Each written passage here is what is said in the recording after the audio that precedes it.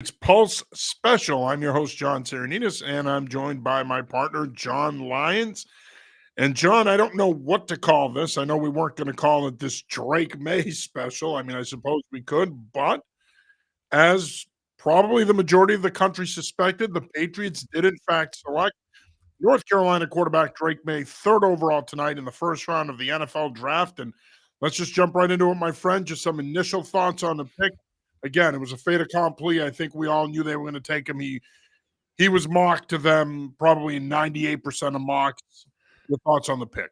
Yeah, I mean, I think we thought this was going to happen. At least, I know you and I did. I think most people thought this was going to happen, and I like the fit. I mean, he's 6'4", 230. He's a really good overall passer, but he does have some things to clean up. But that's also why you have Jacoby Brissett there. So he's going to have time to develop in this offense, and I think he's a good fit for the offense they want to run. Because when I look at his game, he's pretty good outside the numbers, but I think he's also good inside the numbers, short passes, intermediate passes. And when I look at what they're going to try to run with Alex Van Pelt, not to mention Alex Van Pelt, new OC, but also you're going to have a new left tackle. There's some uncertainty at left guard. You're going to have a new X receiver. Your tight end 2 is going to be new, most likely. So because of that, I don't think the Patriots are going to sit there in the pocket and try to throw the ball down the field all the time. Now, May can do that, but I think his strengths are conducive to what they're going to try to do, which is a lot more play action,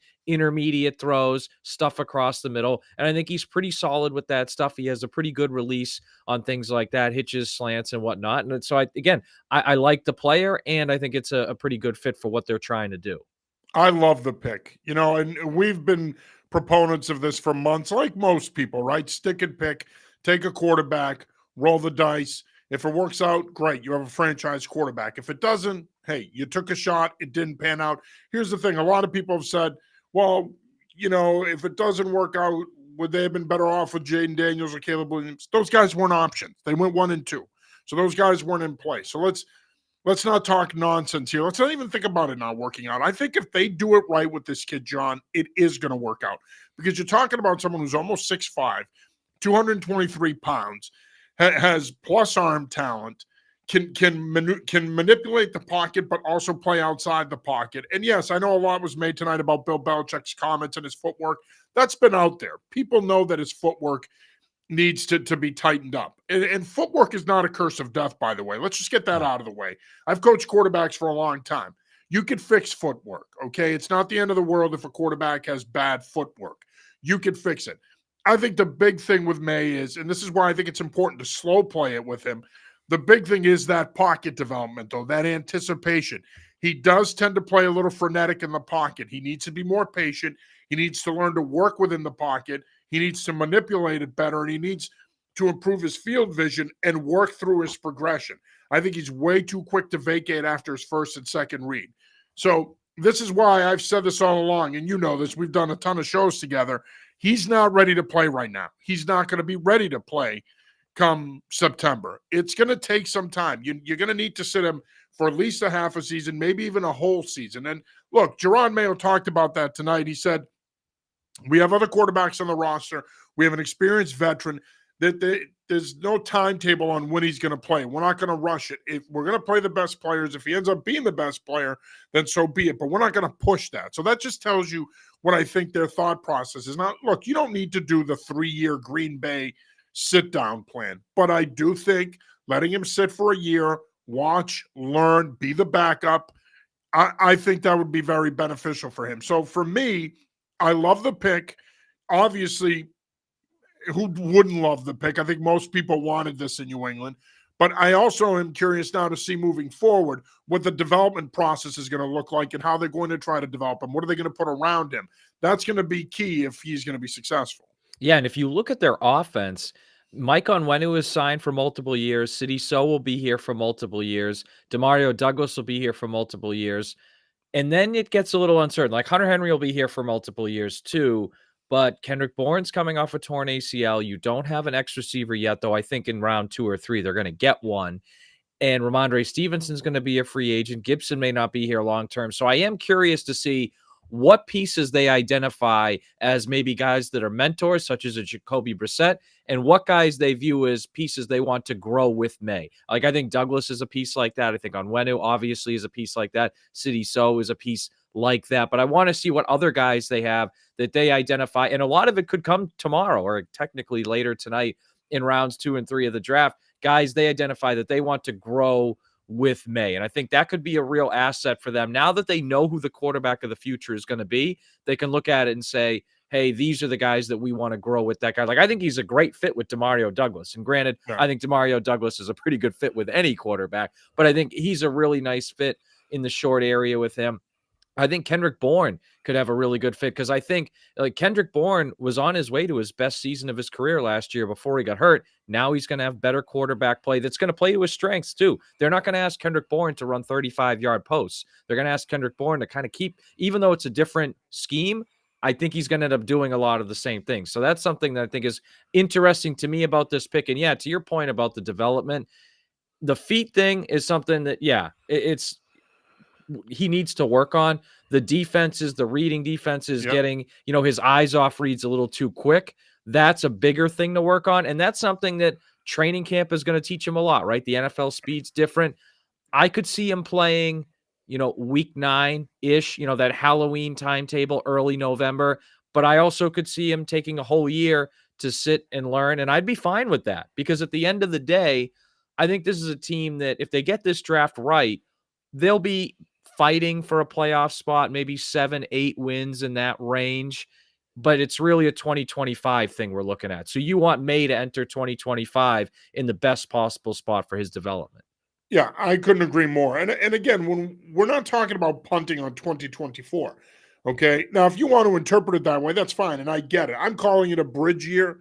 If you want to call me out and say you're full of shit, Sarianides, they're punting on the season, then go ahead, do it. I get it. But if you want to do it right, I've said it all along. I think you're going to have to slow play it with this kid, and if it means sitting him out all next year, then do it. Of course, we do invite you to join the conversation. We would love to hear from you, and Rock is joining us tonight. Thanks for taking the time, Rock. We thinking Kingsley here in the second round. Yeah, I mean, we mocked him in our final mock draft here. A lot like Jordan Morgan, who went 25 to the Packers tonight, kind of a swing tackle guard type. He's not your prototypical left tackle per se. If you want that type of guy, I think you're going to probably have to either reach a little bit on a Patrick Paul or just, go somewhere else at 34 and then maybe address offensive tackle after that. But yeah, I think that Kingsley is certainly a guy to keep an eye on here at 34. Like I said, 5-star recruit, committed to Oregon, played at Oregon, then transferred to BYU. I mean, he's young. He's related to the Sewells. He's got good bloodlines. He'd be a great fit. The question is, can he play left tackle at 6'4" and change? I think that's really the big question with him. He profiles to me more like a guard, but we'll see. Were you surprised that they didn't trade back into the first round? I mean, I think people were hoping for it, but I'm not surprised that they didn't. If Brian Thomas had kept falling, I would have wanted them to. That's the one guy. That's the one guy. I agree. Yeah, for me, like when I look at pick 34, and we talked about this multiple times in my mock draft for anyfootballjournal.com. I did this. I think that's the pick that's going to get traded. And I think what really fascinates me is the 49ers take Ricky Pearsall late in the first round. I think 31 overall, they take him. So now they have Pearsall, Deebo Samuel, and Brandon Ayuk. 3 first-round level talents at receiver, although 2 of them are going to be really expensive in the coming years in Ayuk and Samuel. I think they're going to trade one of those guys. And if I'm the Patriots, I take pick 34 and I try to trade it back for more assets, or I try to trade it for either Samuel or Ayuk. And if I can't do one of those 2 things, maybe I do go Kingsley there or some sort of, because I think that offensive tackle board, it's getting kind of thin. Like, I have more faith, John, that they can get a good receiver in round 3 than a really good offensive tackle. Same here. I've said that all along. The only issue in the second round. Yeah, the only issue receiver-wise is I think they have kind of a specific need at X. And look, if they took a guy that was more of a Z or a move guy, but he's a really good player, I'm not going to freak out about it. But they have a distinct need at X. So that does narrow it a little bit. But yeah, to me, pick 34, I'm on the phone with the 49ers right now if I'm them saying, hey, do you want 34 for Ayuk? Do you want 34 for Deebo Samuel? And I do that in a heartbeat. And if they don't, I'd be open to trading it down 5 to 10 spots and still getting probably a pretty good X level receiver in that range. Yeah. No, I agree. I mean, I think at this point, if you could get a veteran receiver like an Ayuk or a Samuel, you have to at least make the phone call. And they made some phone calls. There was a report tonight that they inquired about Justin Herbert. It wasn't, they made it seem like they were locked in on May for weeks. They've probably been locked in on him for a couple of weeks now, I would say, maybe 3 weeks. But I don't think a month ago they were that locked into him. Even after his pro day, I wouldn't be surprised if they explore other options before they came to a consensus that he would be their guy. According to Wolf, they knew that the Commanders were going to take Daniels now for a while. So, take that for what it's worth. But if they can't trade for an Ayuk or a Samuel at 34, obviously you take the offensive lineman because, as you said, offensive tackle dips pretty quickly now. I mean, it was a top-heavy group. Now you're looking at, especially with Guyton and Morgan gone. We talked about, Suama. I thought one of those guys would get to round 2 out of Guyton and Morgan. I thought Guyton would be that guy that could potentially fall into round 2, and that would have been a great pick at 34. But now you're looking at, like we talked about Kingsley, you're looking at a guy like Christian Jones possibly. I mean, it's getting thin now. It's not, you're not going to get that I don't want to say franchise left tackle because you're not going to get that guy. But now, you want to get a guy that could develop into that. That's why I'm almost thinking that if they can't acquire a veteran receiver at 34, do you consider reaching a little bit for a Patrick Paul and just take him there?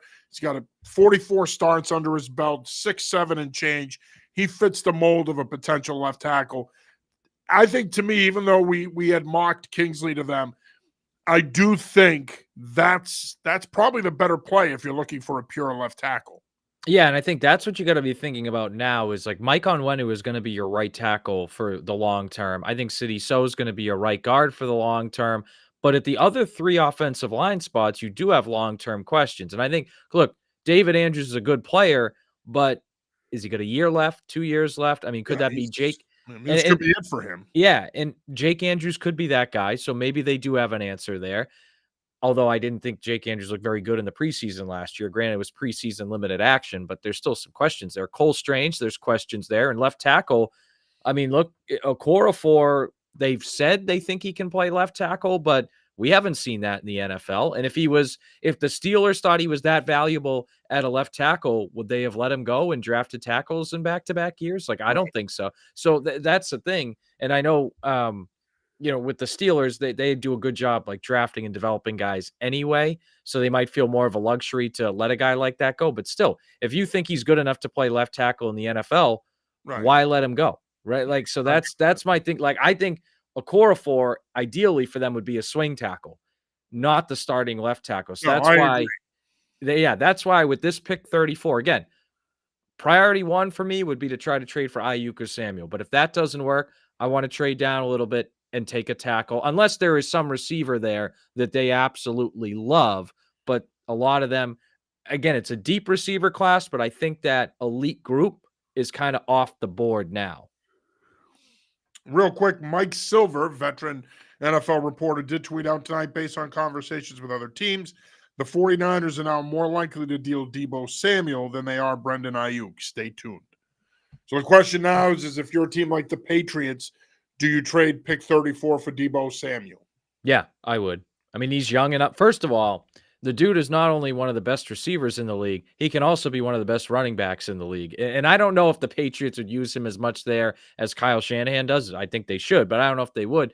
But regardless, like, you could put him any receiver spot, Z, X, slot, and he's going to win the matchup every time. He's going to find the right place in the zone every time. It would finally, it would right one of the great sins of the Belichick era and taking N'Keal Harry instead of him. So that would make me happy too. But it's a guy, and think about, this is another piece of this Drake Maye pick. I mentioned guys to grow with him. what does a young quarterback really need to succeed? He needs a stable offensive system with a good OC. He needs a good offensive line, and he needs at least one or two security valves in the passing game that he can just get the ball out to when he feels some pressure. And a lot of times that's a tight end or a back. I mean, Deebo Samuel is a guy like that. You can get the ball out to him in pretty much any situation, and he'll make a play. And I think you bring in a guy like Deebo, I think we start having a different conversation about this football team. Because I've said before many times, and I believe this strongly, they have a playoff level defense. You bring in a guy like Deebo Samuel on your offense, if you can also find a way to get a serviceable left tackle, maybe we're talking about a team that can win 9 games and actually get a playoff Well, spot. now, right, because now when you look at that skill group, you're looking at it completely different Yeah. than you are right at this moment. If you add Deebo Samuel to that skill group, now you have Samuel, Smith Schuster, Bourne, Pop, Tyquan Thornton. Now all of a sudden, Yeah. Hunter Henry. Now you're thinking, okay, Stevenson. if Yeah. Stevenson, if Smith Schuster can stay healthy, he'd probably be the wild card in the group. All of a sudden now, whether it's Brissett or even May, if you decide to start him as a rookie, he's playing with a pretty good skill group, because I think Yeah. Deebo Samuel makes that much of a difference for you. He upgrades your skill group that much. So, yeah, normally I wouldn't. I'm a firm believer in building through the draft. Normally I wouldn't trade the 34th pick for a veteran receiver like that, but he's in his late 20s. I Yeah. believe That's he's a still on huge the piece of contract it. for 2 more years. So it's worth taking the risk, because he's a dynamic skill guy who can make plays in the running game. He can make plays as a receiver. Those guys are not easy to find. Yeah. So, And I you know, think you mentioned one of the most important pieces of this. This dude is 28 years old. Like, he's going to be good for another 3 or 4, maybe if things work out, 5 more years. Like that, it's not. So that's the thing. They're not trading the 34th overall pick for a guy who's already 30 or 31. Like, he's 20, he just turned 28 in January. So he's going to be 28 for the whole season this year. So you're going to get him for his age 28, 29, 30, and 31-year-old seasons. You're probably going to get 4, at least 3, if not 4, really good years out of him, which honestly, if you took a receiver at 34 overall and you got 3 or 4 years out of him, then you'd be paying him a huge extension at that point anyway. So that's the piece of this. Like, the age thing to me factors in a lot too, if you're going to use big pick time. 34 in the trade, because he's young enough that you're going to get 3 to 4, and if you're lucky, 5 really good years out of him. You are watching Patriots Pulse. I'm your host, John Sarianides, and as always, I'm joined by my partner, John Lyons. Again, feel free to join the conversation. You can watch us live on X, Twitch, Facebook, and of course, we're also on our YouTube page. Make sure you subscribe to our New England Football Journal YouTube page as well. You can catch all of our shows on there. They're saved on there. You can catch them live, and you can also watch them after the fact. Getting back to Drake Maye here, we got a chance to meet with him tonight. He met with us a little after 9 o'clock. And one of the things that really struck me, and it's easy to say it right now, I was talking to our good buddy Mark Capello, who produces Patriot games on 98.5, the Sports Hub. And, Mark and I go way back, and we were talking about, how this is the honeymoon period tonight, right? And it'll be the honeymoon period through mini camp and through OTAs and then eventually fall camp. Eventually there'll come a time where he's going to have to answer tough questions and talk about how he played. But your immediate reaction to the kid is he's got a lot of energy. He's positive. He makes you smile. I don't want to get corny about it. I don't want to get too feel good about it. But he was such a departure for me tonight from the misery of Mac Jones. And I'm not looking to kick Mac in the ass on the way out, but he was miserable the last 2 years. And I will say this, I'll give Mac credit. I thought he handled the media well, considering how miserable he was. But Drake Maye was a breath of fresh air tonight. And I'm hoping that he's only 21, which is another thing to keep in mind here if you're going to redshirt him in 2024. But I hope he keeps that youthful exuberance and that smile and that happiness, because if he's happy and he's confident, he's going to play well. And I think one of the things that happened to Mac is he became a curmudgeon. Once things went sideways for him here, he was just miserable to be around. And while he can be goofy and have a great rapport with his teammates, and he was professional with us, he just gave off such a bad vibe. And it was nice to see that this kid's genuinely excited to be the quarterback of the New England Patriots. It wasn't lost on him that, hey, you're not taking over a franchise that went 4-13 last year. You're taking over a franchise with a great history and tradition. So it was a breath of fresh air to deal with a quarterback that's not miserable. Yeah, and one thing I really like about Drake Maye, and I like this about Jaden Daniels as well, is and I like this about Bo Nix, I like it about Michael Penix. Those guys went through some significant adversity in their college career. So for a guy like Daniels, he had to transfer. Penix had major injuries and had to transfer. Nix had to transfer. For May, he didn't have to transfer, didn't have the major injuries, but he had a whole new system Yeah. with talent around him It's this a year that different guy. Phil Longo did a great job with him 2 years ago. He's a different guy into Chip Lindsey this year. yeah, he had a different system, and I think not as good a roster around him this Yeah. past year, and he had to battle through that. And if you like John, you know this, if you look around the NFL, like look at the elite QBs, like the ones that you really feel you can win a Super Bowl with, every single one of them, or at least just about, went through some significant adversity either in college or early in their NFL career and had to overcome it. Like Joe Burrow had to transfer schools. Mahomes had big questions about him coming out at Texas Tech, if that Texas Tech style and offense would transfer to the NFL. Josh Allen had big questions about him early on. Justin Herbert had some questions coming from Oregon. You know, Oregon QBs had famously struggled in the NFL.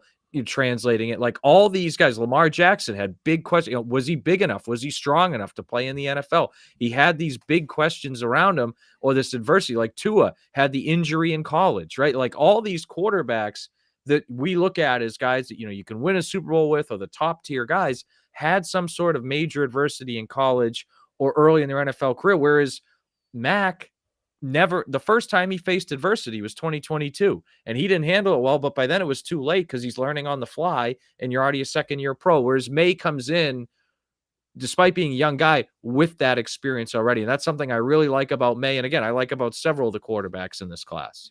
Yeah. No, I agree wholeheartedly. And I think that's those experiences shape you. Iron sharpens iron, as the old adage goes. And when you go through some adversity in your college career, it's only going to shape you and help you become a better pro. And I think in the case of all of these guys, to your point, John, I think it's going to help them all be better pros. You did watch Bill Belichick tonight with Pat McAfee. Just some thoughts on that. I was in the media workroom, so I didn't get to see it.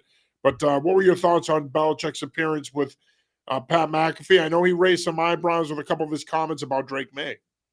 You mean the Patriots media room didn't put the Bill Belichick cast on you? Wow, I'm They shocked. did not. Yeah, look, I thought he did a really good job. I mean, for the most part, he did a good job mixing like positive and negatives in his analysis. Like the Caleb Williams pick, right? Everyone's been fawning over Caleb Williams for 6 months now, and he had some positive plays, but then multiple times he highlighted, hey, he broke the pocket too early. Hey, he missed this throw. Hey, you got to be better at this in the NFL. And I thought it was really bad, and he did that for everybody. And I thought, you know, with the Drake Maye thing, everything he said is what we've talked to. He said, hey, he's got to, you know, not come off his reads too quickly. He's got to be a little bit better with his feet. But hey, he can make this throw here, which a lot of other guys can't. He can make really good plays. Here he is, you know, his release is really good. Look at, you know, some of these shorter passes here, or this pass down the sideline there. So I thought it was really fair. And it was stuff you and I have talked about, and people that have watched May consistently have talked about. You know, I did get the sense that Belichick liked JJ McCarthy a little bit more than Drake Maye. Like maybe he would have traded down and taken McCarthy if he was still in charge. I can't get, but it just got that vibe a little bit. But I think he seemed to like McCarthy, the prospect overall, but I think he fairly pointed out some of the flaws. I thought on the whole, there was a really cool interaction where Barry Sanders just showed up at the set, and the two of them were talking about their old days, you know, in the NFC playoffs and in NFC games. And I thought that was a really, really cool interaction. And he was really good about talking through, hey, how does this process work? Like, okay, you're on the clock and teams are trying to trade from you. And he picked out several teams. Like I think he was talking about Xavier Legette, and he's like, all right, Buffalo trades back here at 32 because Carolina, they really like this guy. They give up barely anything to go up one pick, but now they get the 5th-year option too, and this is why they thought of it and whatnot. And I just thought he did a really good job balancing like his deep football knowledge, but also being entertaining as well. And of course, you know, the guys on the McAfee show, they're nuts. They were running around him, you know, they're yelling all sorts of stuff. And he did a good job like fitting in as the, you know, the nerdy. Was he the only analyst on?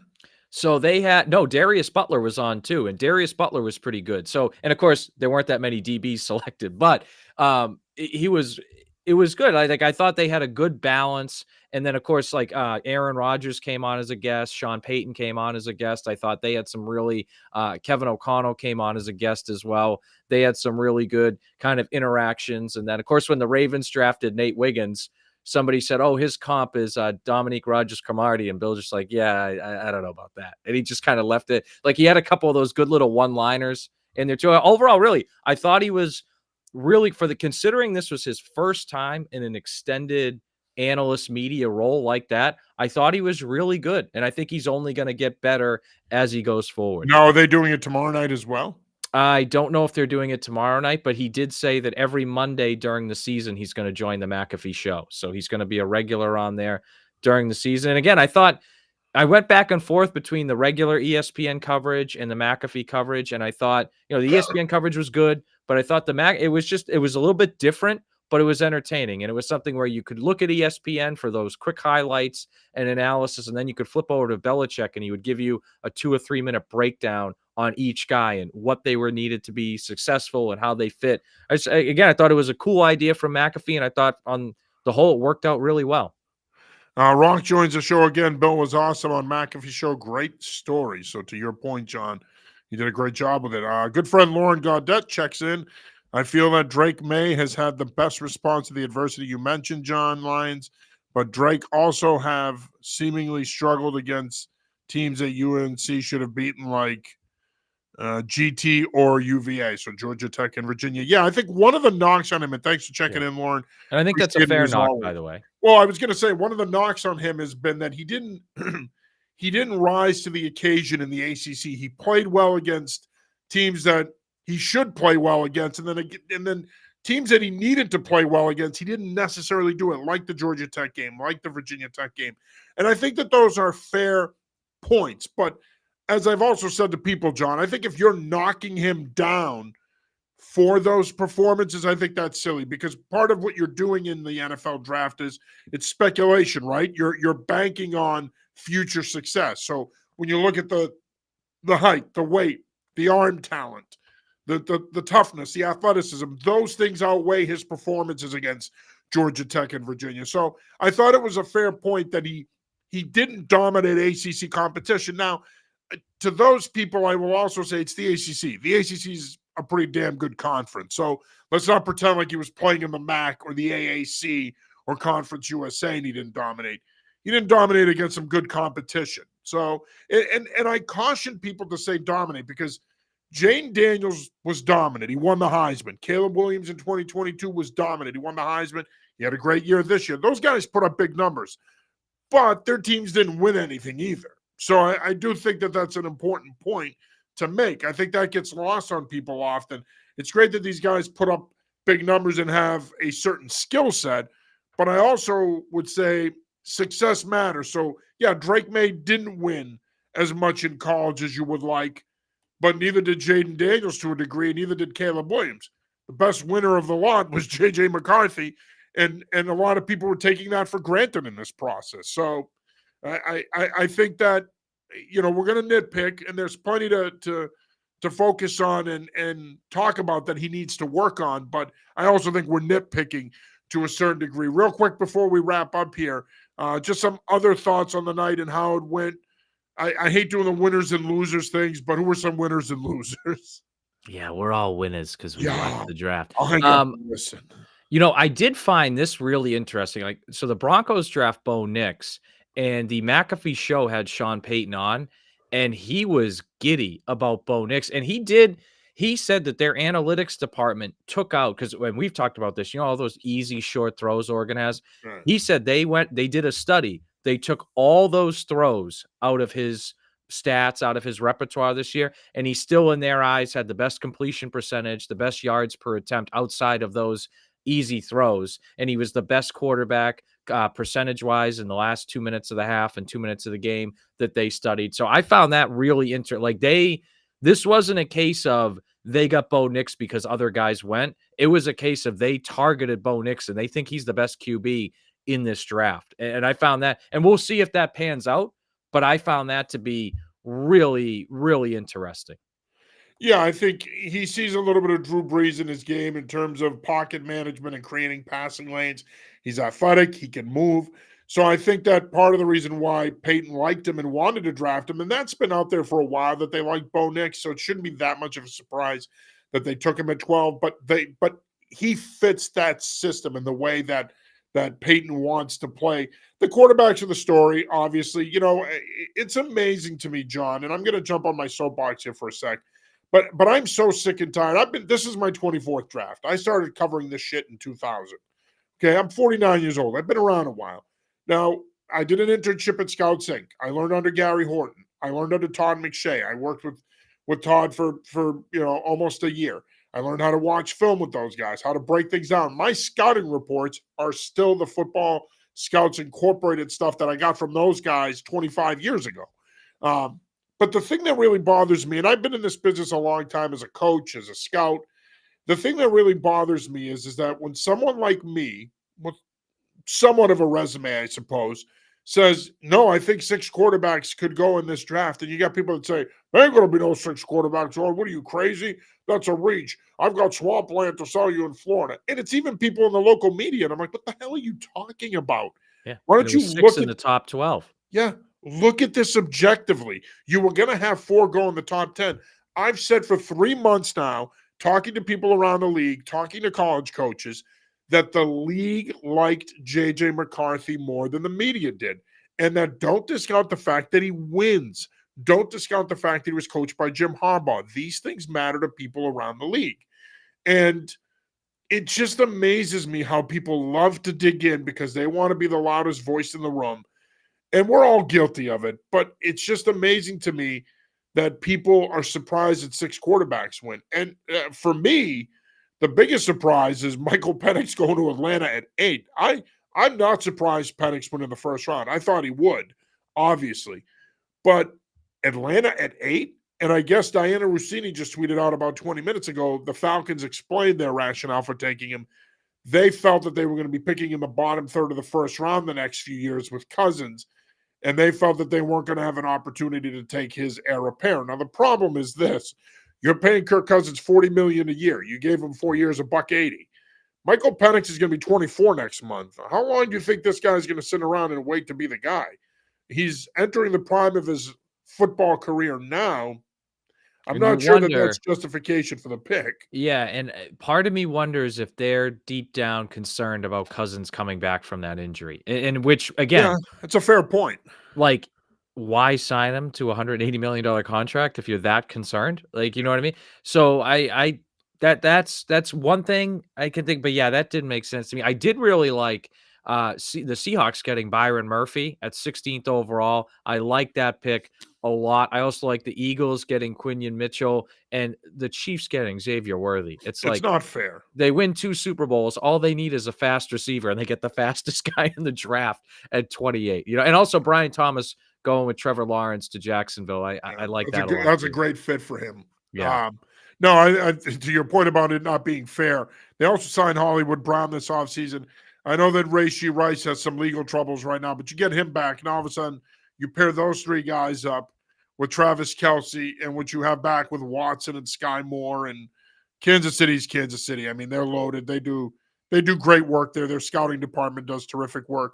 Rock checks back in. Bill said Knicks most NFL ready. Did he say that? Yeah, Not he that I don't talked believe about. you, Rock. I do No, believe when you, he buddy, was but I'm just talking to saying. Sean Payton, he talked about Bo Nix's experience, and Bill said no one is NFL ready, but he's as close to being NFL ready as any of the guys he thought in the draft. So yeah, Belichick did feel that way. And obviously, like I said, Sean Payton, that was like the most excited I've seen Sean Payton since he won the Super Bowl in the 2009 season. I mean, he was fired up to have Bo Nix. And he should be. I think they've handled the quarterback situation well, all things considered. You trade for Zach Wilson, who I still like, man. I think if you get him in the right situation and you get his head on straight, that kind of arm talent doesn't just come around every day.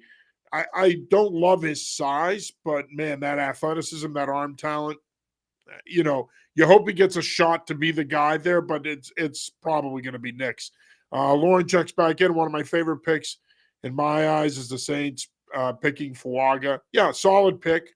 profiles as a future left tackle. They needed offensive tackle help. It's a good pick for them.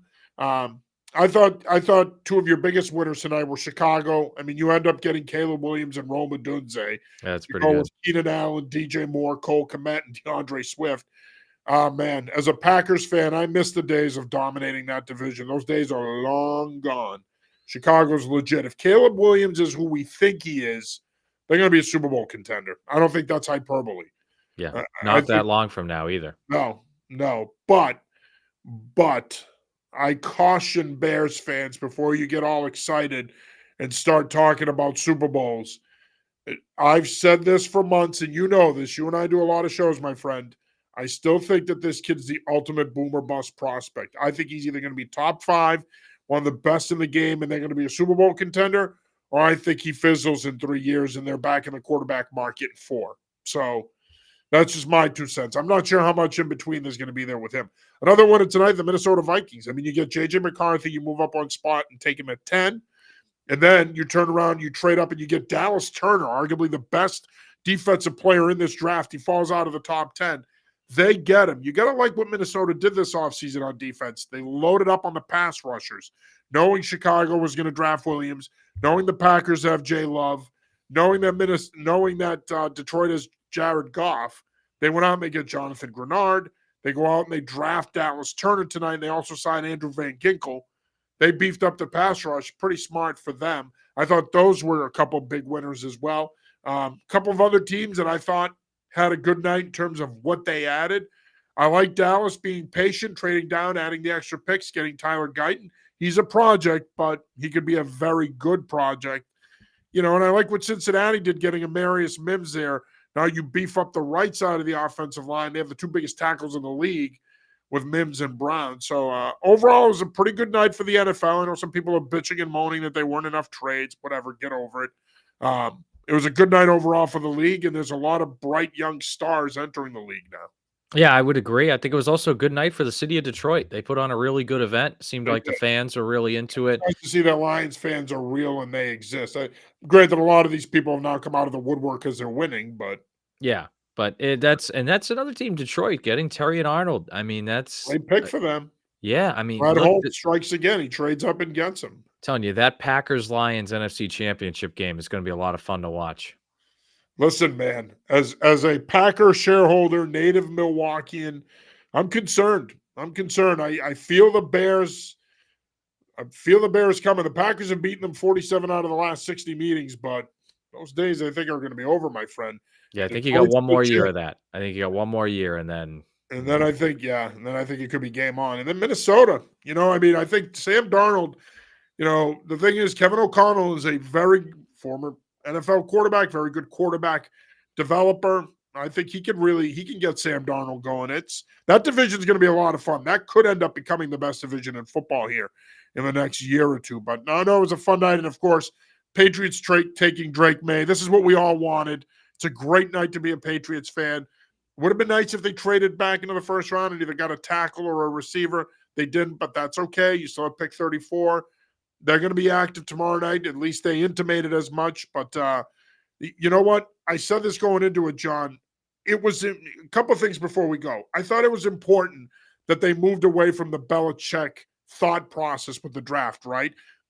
Part of the PR campaign in this new era of Patriots football, in my opinion, had to be that their draft strategy had to change. That you take Drake Maye at 3, that you look to move up in drafts, not constantly move down. That you're not taking 3 guards in a draft. That you're not drafting kickers in the middle of the draft. That you're actually addressing needs and upgrading the talent at key positions. And I think they're going to do that now. I think part of this new era of Patriots football is the way they acquire talent has to change. Yeah, and I don't want it to change too much, but I think I do, but go ahead. I'll explain. Yeah, I do want there to be an adjustment in that. I like the fact that they just picked Drake Maye because they believe in it. Like we talked about, like to me, the easy example is Tyquan Thornton. Like, yeah, he's got these great measurables, blah, blah, blah. He's fast. Like George Pickens is a better football player. Like just pick the better football player. So if they do a little bit more of that, I think that would be better. By the way, that's something that Belichick, when he was with Scott Pioli in the early Caserio years and even the Ziegler year, they did that, right? They did do it at times, and I think that's something that if they're going to be good quickly again, that's what they got to do with pick 34 in the third round, fourth round. They just got to start looking at, okay, we have needs at receiver and tackle. Let's take care of that. And beyond that, let's just get as many good football players as high on our board as we can the rest of the draft. Yeah, I agree. And I think for me, look, I agree with what you just said, but I do want to see them pivot away from the way Belichick operated because I'll ask you this, and you referenced it earlier. If Bill Belichick is running the show tonight, is Drake Maye the Patriots quarterback? I don't think so. I mean, I can't guarantee. I don't think so, though. I don't think so I either. think they trade down to like 6, and then they end up drafting JJ McCarthy. Yeah. Yeah. I don't think he's their quarterback. And so for me, I would like to see a change in philosophy. I would like to see them change the way they operate. I want to see them be more aggressive, move up, use the draft to fill needs. He hated the idea of using the draft to fill needs, but that's what it's for. Yeah, It's big talent part of it. acquisition. Yeah. So I want to see a different direction here, and I'm pumped. And I'm a big Elliott Wolf fan, and it's not because I'm a Green Bay Packers guy and I worship all things Packers. I do, but that's not the point. That's how we are. If listen, if you're from Wisconsin, the Packers are life. But all that being said, for me, it's nice to see that they found a player that they want and they stuck with the pick and they took him. They didn't get cute. They didn't move around, even though we heard weeks of speculation that they were listening to offers and all this other stuff. At the end of the day, they recognized we need a franchise quarterback and they took him. Before we go, I did want to ask you this. How much of the decision to take May you think was the Crafts? Was that a mandate from ownership? I don't think it was a mandate. I think it was a suggest like, hey, we do need a quarterback, but I think it was Wolf and Mayo or Wolf in the scouting department said, hey, May is the best quarterback for us at 3. And the Crafts like, okay, fine. Like now I do think though, if Wolf had wanted to trade down, he would have had to convince ownership that it was the best thing to do and the guy they were going to get was going to be good. So I think it actually, in a ironic way, it was easier for him to make the pick at 3 than it would have been for him to trade down. Yeah. Mandate is a hard word, right? I'm not sure it was a mandate, but I think it was a nudge, nudge, wink, wink. You're gonna take a quarterback, Yeah. right? Yeah. Robert So, Kraft started showing up in like UNC blue Air Force Ones, just kind of, yeah. Yeah. right, Jonathan Kraft just wore a Jaden Daniels t-shirt one day, just, kind of a little suggestion. right. He had Yeah. a Jaden Daniels old school Arizona State jersey on one Yeah. time at, Yeah. at one of the pre-draft meetings. I think that's what tipped him off to the Yeah. fact that they might want us to take a Yeah. quarterback. Was it a mandate? No, but But also like, John, I like do think that they whether it's a preferred mandate or not, like they had the worst quarterback play in the NFL last year. Like, what right. the hell else are you gonna do? Like, seriously, And like Mayo and Wolf had a front row seat for all of yeah, like your quarterbacks were awful all year long, and really for like a year and a half, but especially this year, the quarters have been terrible. Like, what else are you gonna take there? Like as long as you like one of the guys, like why would you do anything else when the most important position in the league, you were the worst at it? yeah. Yeah, well, I think that Mac Jones's career was over when he threw that pick in Germany, and I think we all knew at that point it was time to go in another direction. And tonight they went in that other direction. And again, I think that they have to do this right, though. I don't want to rush this kid. You're not contending for a Super Bowl next year if he plays for you. You're not. I know everybody points to Houston and talks about CJ Stroud, and I had Stroud as my number one quarterback last year. I liked him a hell of a lot more than Bryce Young. But at the end of the day, he is an outlier. If you want to do it right, I think development matters. Even if the kid doesn't play for half a season, give him time to get comfortable. Give him time to learn the playbook. Give him time to get acclimated. That is not easy, folks. Take it from me and John. We've coached college, high school. We've coached the game. It's a hard game to play, especially at the quarterback position. It's the toughest position in sports. And I will argue that with anybody because while other positions might be more physically demanding, what's expected of you mentally and physically, there's no position that expects that much out of you like quarterback does. So I hope they do it right with him. I hope they develop him the right way, surround him with the requisite pieces he's going to need to succeed. And, let's see where they go from here. But the bottom line is, I think we should all be super pumped that Drake Maye is coming to Foxborough. He's going to be the Patriots quarterback of the future, and that's a great thing. I had him as the number one quarterback on my board. You know, I tweeted out my 24 quarterbacks that I had as the number one quarterback on my board since I started doing this, and I think I've done okay. I mean, I That's a pretty whiffed on good a list. couple. It was a pretty Yeah, good list. I whiffed on a couple, but you know what? I think by and large, he's going to have a pretty good career. And if nothing else, this class may end up being like that 2020 class where you have Burrow, Herbert, Tua. They're all franchise caliber quarterbacks, and no one's even really talking about who the best in the group is. I have a feeling that this group's going to be very similar, where we're going to say Williams, Daniels, May, they're all in the same neighborhood. They're all really good. You might give a slight edge to one or the other, but bottom line is it's a good night to be a Patriots fan. John, I want to say thank you for taking the time, my friend. Really appreciate it. You're going to be on WEEI tomorrow night after rounds 2 and 3. I believe I'm scheduled to join you at Yep. some point, so I'm looking forward to that. And we're going to do this again this weekend at some point. We're going to break this all down, and then we'll do it on Tuesday as well because we're maniacs and we love this shit. But thanks for taking the time, man. Really appreciate it. Yeah, man. It's like you said, good day to be a Patriot. And let's hope Friday is just as good. They have a good opportunity to really help their team. Yeah. And again, I think the focal point has to be offense. Your defense is good enough to keep you in games next year. You can address a couple of things there on day 3, but tomorrow night, if you're going to stick and pick, those 2 picks should be offensive players. So we'll see. All right, that'll do it for this Patriots Pulse special. For John Lyons, I'm John Sarianides. For more Patriots content, make sure you're following along at anyfootballjournal.com. Follow us on all our social media platforms as well. And we'll be back with you throughout the weekend breaking down the 2024 NFL Draft for the New England Patriots. For John, I'm John. Until next time, peace.